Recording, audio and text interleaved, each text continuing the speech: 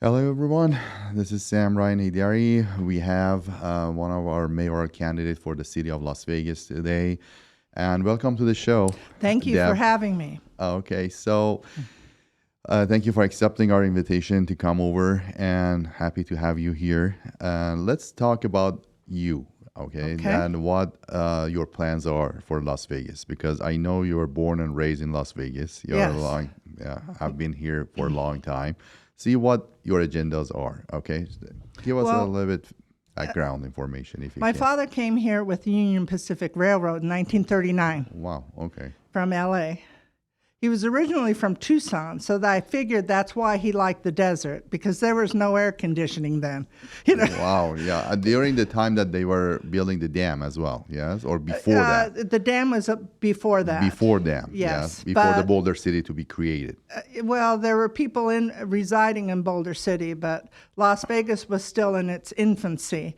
People rode around on horses. You could see that. You could see guns and holsters. It was the Wild West. Now, and when I grew up later on, I saw the city growing and the streets being paved. I remember when Sahara was called San Francisco Street, and the tumbleweeds would blow across the street. It was crazy. And what year was it? Oh, that was in the 60s. 60s. Yes. Okay. And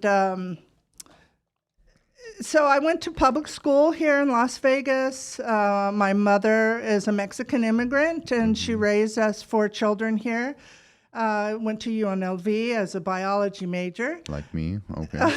But UNLV Law School. And if we knew we weren't going to use it, we would have taken an easier major, right? Yeah. But I've seen the city change, and some of the changes I don't like. So, like what? Well, I don't like the increase in crime and the increase in the homelessness and the increase in taxes and the increase of the cost of small business.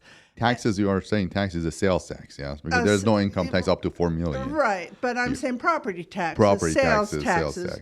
Business taxes, things like taxing the furniture we have in our business that we already paid sales tax on. Yeah, the use tax. And I want to create a friendlier small business network. The Hispanic neighborhoods have so many small businesses, and sometimes you have to cut through a lot of paperwork just to get open, this permit and that permit. And I would like to see a little streamlining of that, a little easier. But another thing I've seen that there's so many things you could talk about, but the senior population, a lot of people retired here. Yeah, from California, from other states, they come over here. Because it was affordable. Mm-hmm. And they've been here many years. We have 1 in 6 or 65 or older in our community. In 7 years, that'll be 1 in 5. So how is the city, county, and state making life for these seniors easier? Now, I have a brother that lives in Houston, and he's lived in the same house for 30 years. He pays no property tax. They have exemptions. There's an exemption for senior citizens. For seniors, people who've people. had their home for a long time and paid into the system. And then the new home buyer, the 2 working households are paying more taxes. And there should be some sort of relief for our seniors here. As you know, our utilities. I don't like the fact that the county commissioners are having water usage fees for certain people in Clark County, those in Las Vegas, but not for North Las Vegas, Henderson, or Boulder City. Well, if it really is a conservation issue, why aren't they charging these fees to all of these people that are using the water? But no, they're just using it for Las Vegas residents, and I don't believe that's fair. And what's that exactly? It's a water usage charge. If you go over is it a tax or a charge? It's a charge. They call it a usage fee. Usage fee. Yeah. And so they're assessing that your home should use so much water, and if you could have 6 kids and I could have 1 kid. And if you go over that, you're charged an excessive fee, and it's not a fair fee. It would be fair if everyone in Clark County with the Las Vegas Valley Water District were paying that, but it's not fair. And the county It's commission never been challenged in the court as to see that it should be. I'd be first in line to sign up for that, because and is a decision made by the county county commissioners that the made Las that. Vegas residents should be Yes. charged fees. Yes. And the fact that only certain residents are charged it's not a fair law, obviously. Yeah. So let's say you like to garden in your backyard and you use more water than the guy who has the rocks next door to you. I mean, I don't even have a pool, and I have excessive fees like this. But it just seems that in these later years, I love the diversity that has come to Las Vegas. Mm-hmm. It's a tapestry that's so interesting, makes our city unique. And it's wonderful that we have all this entertainment and all the sports, but I think they've forgotten about the people who live here. The people who have lived here for years and paid into taxes and had their small business and employed all these different people through the years. Those are the ones I see they're forgotten. And I want to see some relief. I want to see something good happen to the people who have lived here for a long time. That plan for the senior citizens relief of the property tax, that's a good idea. I think it's a great idea. Great idea. Mm-hmm. And how you want to implement it, actually. You think that the state is going to agree as well, or the county is official? We would have to, it's going to be hard. It's not a city issue, it's a county issue and a state issue. It's a county and a state, and just like so many issues, we have to have a blending of federal, state, county, and a partnership. Yep. In order to get it done. But I think it's worthwhile being done. Yep. Now, we have a legislature that's predominantly Democrat, so they're not as favorable to cutting taxes as a conservative legislature. Now, this race that I'm in is a nonpartisan race, but I don't think conservatives have been represented properly. I'm a Republican. I'm a proud Republican. I'm a mother first, a Republican second, and a business owner third. So I think that we need to hear some more conservative voices in city government and in county government and in state government. And me getting involved in this is imploring conservative voices to get involved in state legislature. There's so many interesting people that live in the city that I've met that can contribute so many great ideas from their history. And we need to be active. We need to get out and what change about things. Our educational part of the county and the city? What your ideas are a school system? It's a mess. So I believe in splitting up the districts. Now, how they would fund the taxpayer money, that's a whole other subject. Mm-hmm. But I think our school district, if they were cut into individual districts, would be much more successful. What do you mean by cutting it into individual districts? Well, we have one large Clark County school district. Yes. Yeah. No, I think we should have, according to regions, like Henderson should have theirs, Summerlin should have theirs, Road Ranch area should have theirs. I believe that there should be multiple. How is going to help better because of the... Well, because each district has different needs. Mm-hmm. Especially if we got into more of the socioeconomic neighborhoods, there might be needs just for basic food in those neighborhoods, to have lunches for those kids. Whereas maybe in Summerlin, they have different needs. Yes. The allocation of the funds, it should be more tailored to the needs of that neighborhood or that region of that thing, instead of being the Clark County putting a blanket rules, actually. Well, yeah, when I grew up, there was no such thing as charter schools or magnet schools, and so they have slowly creeped in, and I believe that we should be, if I want to drive my kid 10 miles to that school, I should have the right to do that, and any family should have the right to do that. I don't think they should be refused because they live in a certain area. Certain areas. That's interesting. What about the homelessness issue in Vegas? We asked that from Yes. all the mayoral candidates. Yes. So what's your plan think, is and what you see we have a the cause? we have a hemorrhaging issue. It's a major hemorrhage, and they're putting Band-Aids on it. We got this charity, that charity, these CEOs getting hundreds of thousands of dollars, and it's not getting fixed. We need something dramatic. I think this should be the number one issue in the city and the county, because the homelessness issue will destroy the quality of life of our city.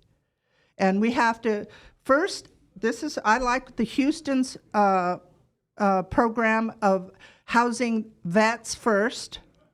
They had a program, 100 vets in 100 days, and they got a high-rise building, and they almost completely eradicated veterans who were homeless in the city of Houston. That's interesting. That's a start. Then we need a major mental health facility. By the government or by the organization? I would like to have it. I would like Las Vegas to be known for one of the best and strongest mental health. We have very poor mental health facilities here. Overall, very poor professionals, not enough professionals. Yeah. And the people on the street, you have you have the ones who are down and out. Okay, they need a little bit of help. You have the addicted, whether alcohol or drugs. They need help. So most of them will take the help. Then what if we had a court that was just for the homeless? A judge that was just for the homeless, that said, Mr. Smith, I believe that you are a danger to yourself or to others.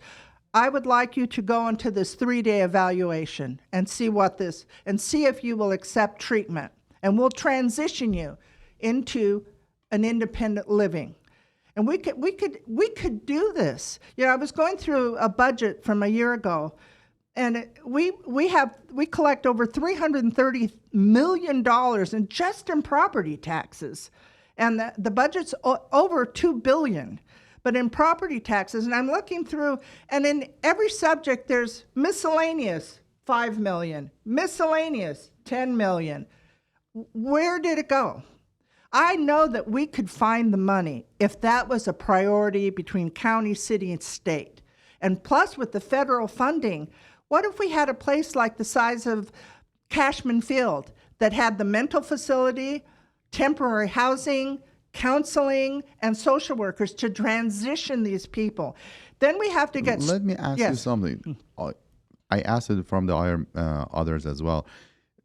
You think that making all this in the hand of the private companies or the charities is going to be damaging, or it's better to have a government to take over rather than the private people or the private companies monetizing actually out of this situation? Yeah, I don't... Like charities as well. Charities are a nonprofit, but you don't know how much they're getting.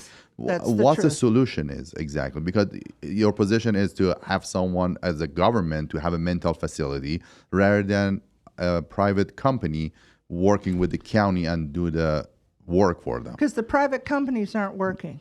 That's a proven case. In this case, like your private prisons, that didn't work in some states. Right. Yeah. Now that's empty. That could be some sort of facility. We have so many empty buildings in the city. Okay. You think that the government should take over rather than private company, delegating that to the private companies or the charities or other people?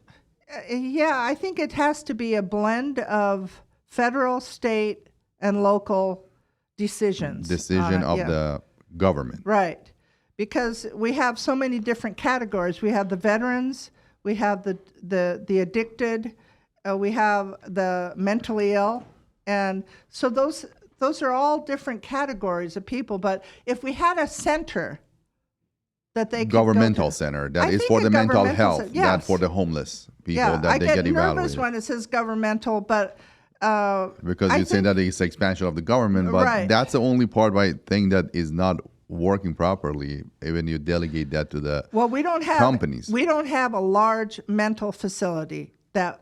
You know, right now, if you go off the deep end, you're at UMC for, 78-hour evaluation.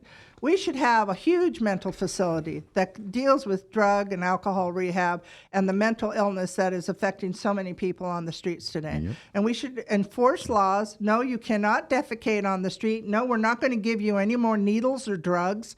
We have to learn to say no and stop enabling those. Like San Francisco has ruined their city. Yep. I don't want to be another San Francisco or LA.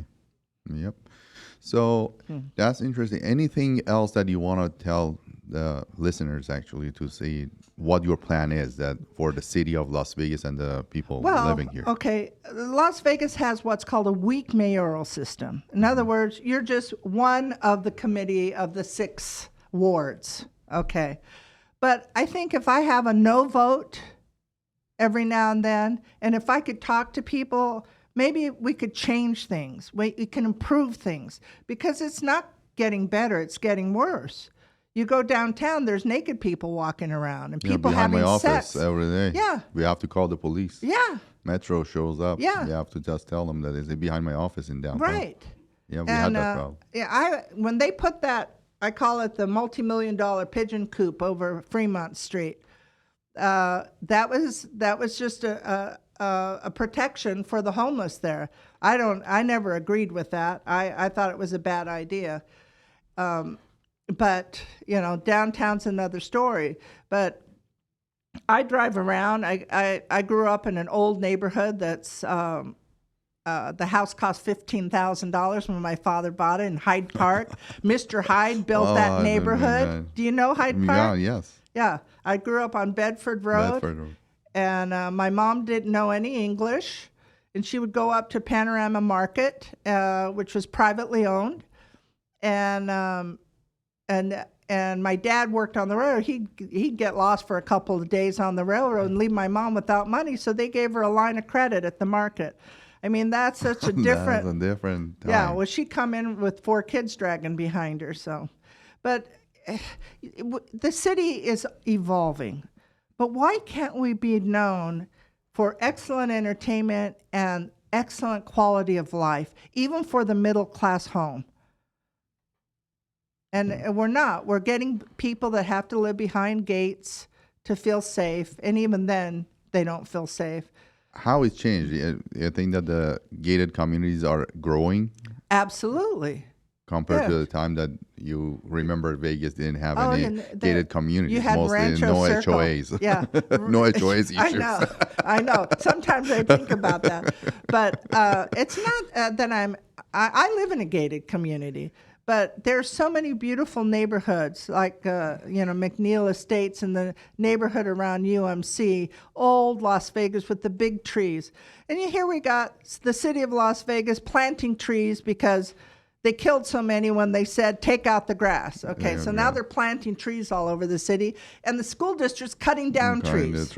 I mean, we got to unify the choices that affect our city. And I remember playing in school when it was hot as hell out there.